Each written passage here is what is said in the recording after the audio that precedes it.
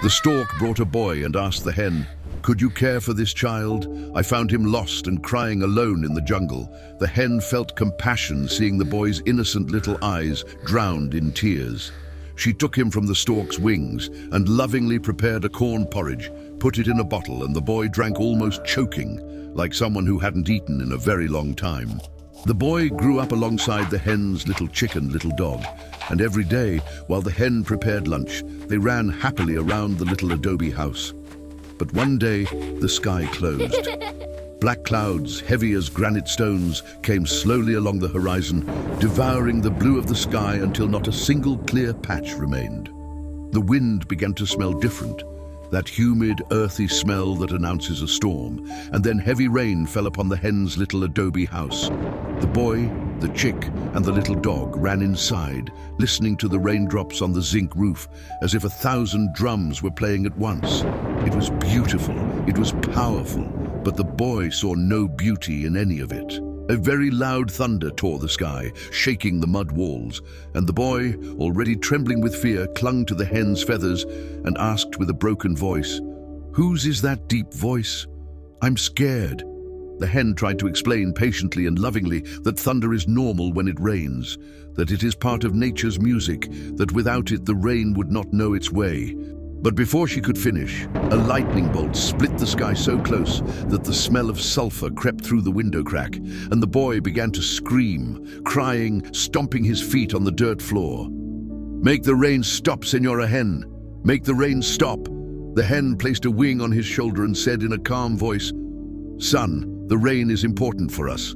It fills the well, waters the garden, feeds the river." But the boy wanted nothing to do with friendship toward what frightened him. He yanked the window open, pointed at the clouds with his index finger, and screamed with all the fury that fit in that small chest, "Go away, cursed rain!" The silence that followed was far too strange. The thunder stopped all at once. The lightning went out like blown candles. The rain grew lighter and lighter until it stopped. The last drops fell slow, heavy, separated from one another, like tears falling from a face trying to hold itself together but unable to. And in those last drops, laden with sadness, came a voice thin as a wet whisper. "Farewell forever, wicked and ungrateful child." And the rain left. Forever. The sky opened. The sun came out hot and glorious, and the boy ran happily around the little house with the chick and the little dog. Everything seemed like perfect harmony, but the hen did not celebrate. She stood in the yard, staring at a horizon too dry, too clean, and a deep worry settled into her mother's heart like a root that goes down deep into the earth. Days passed. The boy played, ran, laughed. So many times he tired himself out so completely that he fell exhausted in the yard, and the hen would carry him to bed, covering him with the patchwork cloth she herself had sewn. But the earth does not lie. It knows when it is thirsty. The leaves began to yellow, the river began to drop, the well began to shrink, and one day the hen stood in the kitchen staring at empty pots with eyes full of tears and said to herself in a low voice, "Today there will be no food. The well and the river have dried up. There is no water to cook with." Then the little dog arrived, dragging his paws, eyes rolling back, tongue hanging out like a forgotten rag. The little dog said in a voice so weak it could barely be heard, "I couldn't find a single drop of water to drink, not even a wet leaf to lick." Then they noticed the chick was missing. The boy, though weak from thirst, got up and went out with the little dog to look for him. They didn't have to go far. They found the chick collapsed in a corner of the house, beak sunk into a dry puddle where fresh water had once been. But now there was nothing.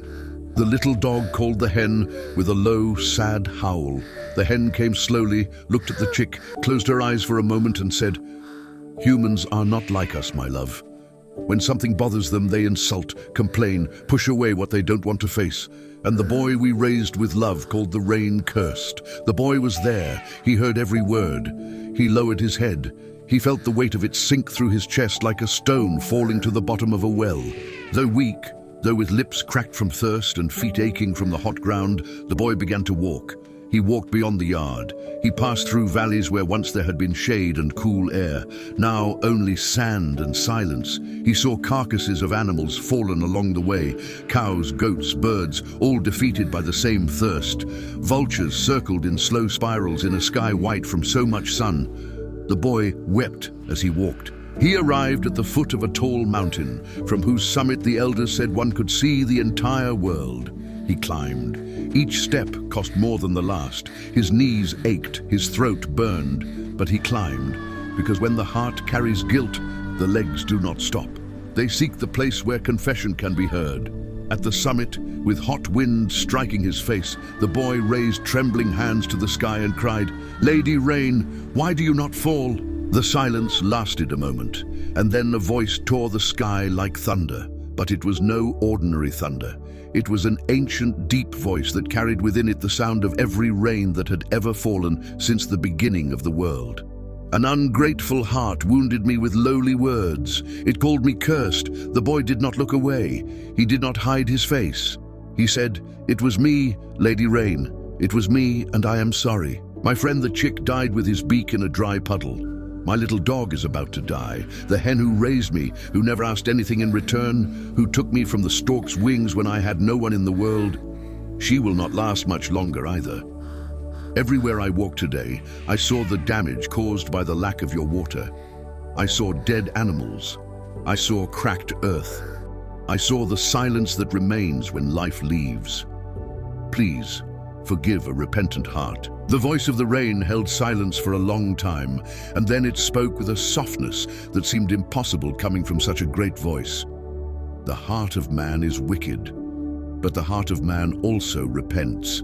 The heart of man can also be grateful, and blessings cannot be withheld from a grateful and repentant heart. Come up here, child." A dark, dense cloud descended from high in the sky and positioned itself before the boy, gentle as a boat arriving at the dock. The boy took one step, then another, and he stepped onto it. The cloud was cold and wet and smelled like the beginning of things, and then it descended. It came down slowly, gliding over the dry valleys, and wherever it passed, the rain fell. Not an angry or hurried rain, a gentle, generous rain that knew exactly where the earth was most thirsty and went there first. The river ran again, the well filled again, the trees lifted their branches like arms raised in gratitude. When the cloud reached the yard of the little adobe house, the rain fell upon it with such tenderness it felt like an embrace. The little dog staggered out into the yard, opened his mouth to the sky, and drank straight from the falling drops. The hen stood in the middle of the yard, letting the rain soak every feather, closing her eyes, smiling that smile that only someone who has waited a very long time truly knows how to smile. And in the place where the chick had fallen, where his beak had sunk into that dry mud puddle, the wet earth began to crack from below. But not from thirst this time, from life. A seed that no one had planted there germinated, pushed the earth aside with the strength of one who is in a hurry to exist, and began to grow. It grew strong and tall, with wide branches and leaves that cast generous shade over the place where a small life had gone. That tree stayed there forever, as a silent witness that one day someone paid the price of ingratitude, and that true repentance has the power to make new things grow where there was only loss. And you who heard this story, have you thanked God today for the rain, or did you complain? Everything in nature has a purpose. Be grateful and receive God's blessings. Share this story and follow me for more.